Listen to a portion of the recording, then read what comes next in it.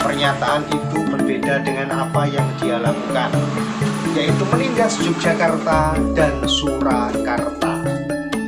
Dendels mengancam akan membatalkan kunjungan ke Yogyakarta dan membatasi diri hanya sampai ke Kasunanan Surakarta.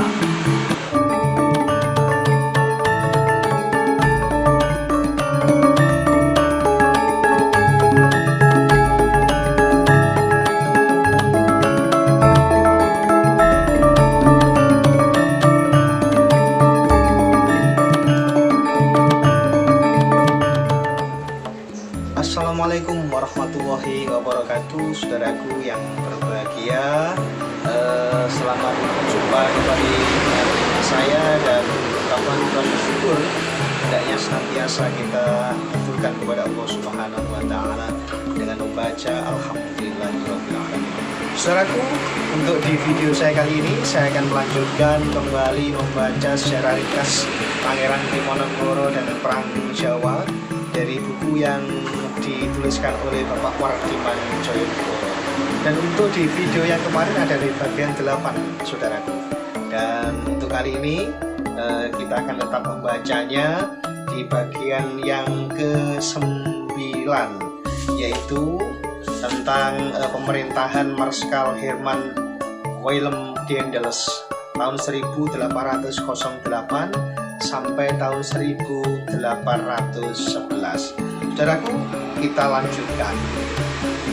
Bismillahirrahmanirrahim. Pada bulan Mei tahun 1808, Daendels memberitahukan kepada Sultan bahwa dia akan mengunjungi Keraton Yogyakarta. Dari sana, kemudian dia akan melakukan perjalanan ke Jawa Tengah dan Jawa Timur. Berita ini, saudaraku, membuat penduduk Jawa gempar. Nah, pada tanggal 1 Juni tahun 1808,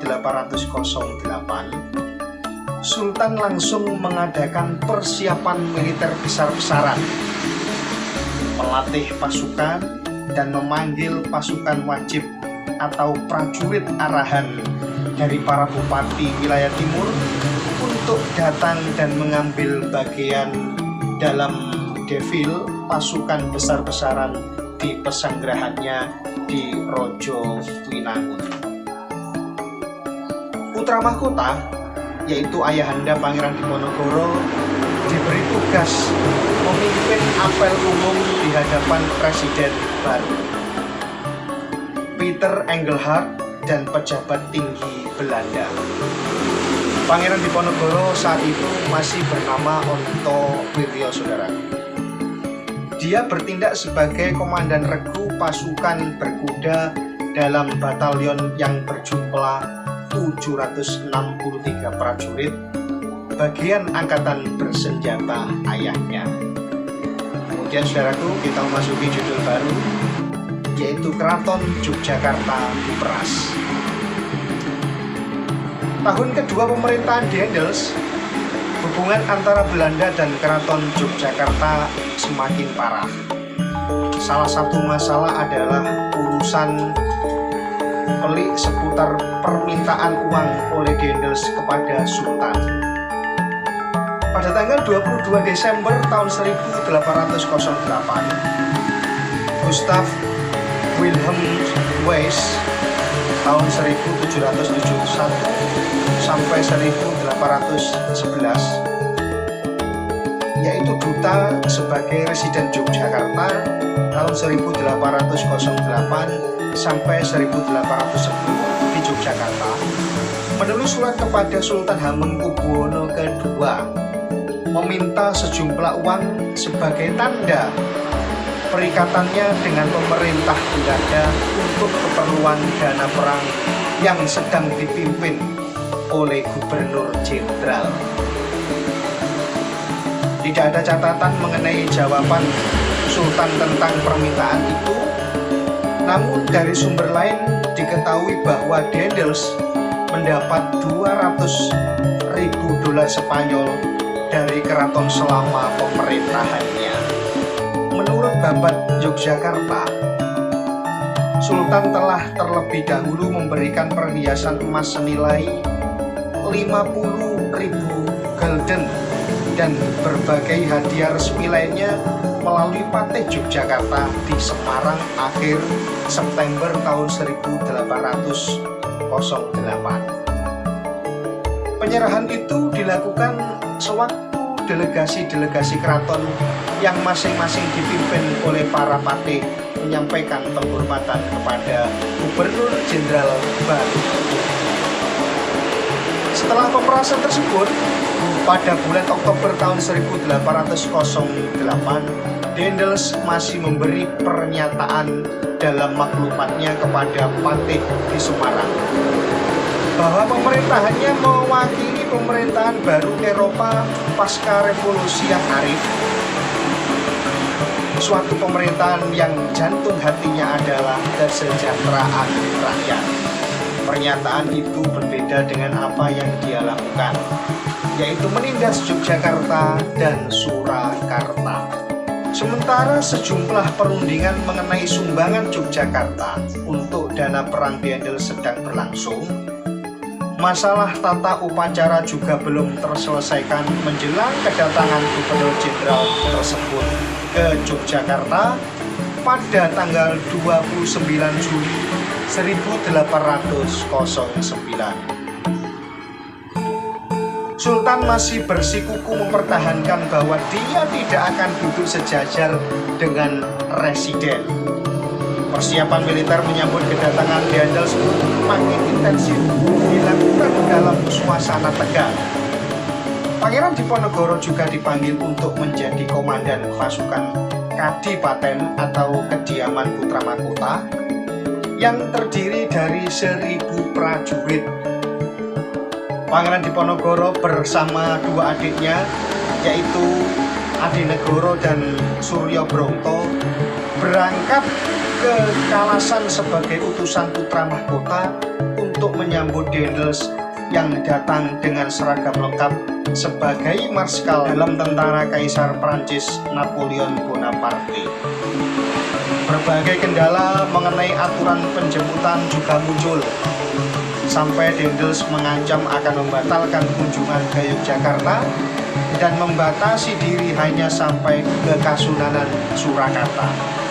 Sultan akhirnya menerima beberapa persyaratan tata upacara penyambutan, tetapi jelas bahwa kunjungan itu membuatnya merasa sangat tersinggung dan terhina. Berikutnya adalah kunjungan Daendels ke Yogyakarta. Kunjungan Daendels selama 4 hari, 29 Juli sampai 2 Agustus 1809 ke Yogyakarta.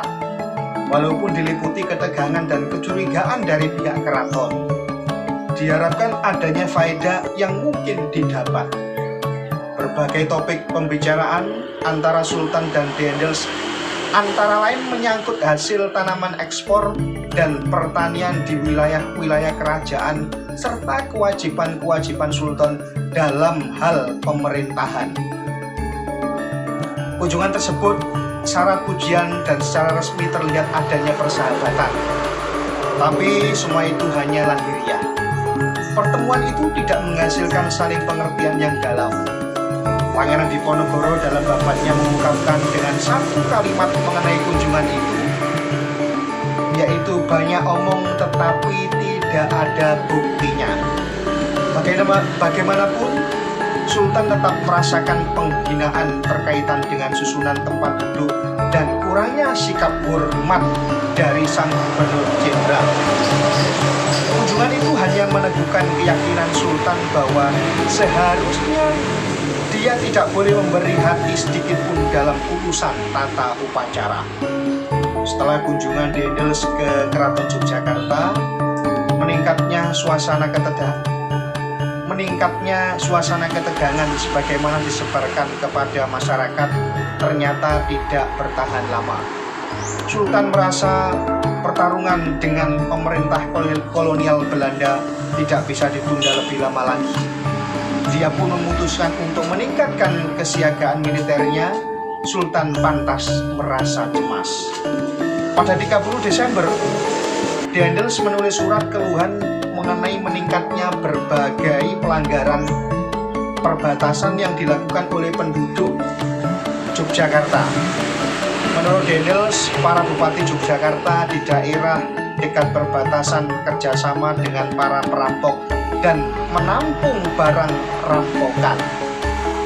Dendels mengharap Sultan mengambil tindakan tegas terhadap gerombolan perampok dan menyerahkannya kepada duta Presiden Gaya Baru sebagai pejabat yang bertanggung jawab. Dendels menuntut jika terjadi lagi perampokan di daerah itu, Sultan akan diminta bertanggung jawab secara pribadi. Dia juga mengancam bahwa tentaranya di Semarang mampu menduduki wilayah Sultan dalam 14 hari dan mencaplok wilayah Kedung di daerah utara jika masih terjadi pelanggaran perbatasan.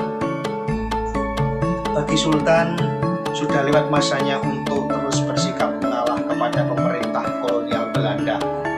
Tekanan Dendels ke pihak keraton hanya menimbulkan sikap bersatu di kalangan kelompok di Yogyakarta. Hal ini terjadi karena kepentingan pribadi maupun sikap anti Eropa yang sesungguhnya. Situasi tampaknya sudah mengarah ke suatu perlawanan terbuka. Saudaraku yang berbahagia, itulah tadi membaca kita sejarah ringkas Pangeran Diponegoro dan Perang Jawa untuk di bagian yang ke-9. Sekali lagi, mudah-mudahan bermanfaat untuk kita semua dan kita akan kembali bertemu lagi untuk di video saya terkait dengan sejarah ringkas Pangeran Diponegoro dan Perang Jawa di bagian yang ke-10. Saya akhiri, Allahul muwaffiq ila aqwamit thoriq. Wassalamualaikum warahmatullahi wabarakatuh.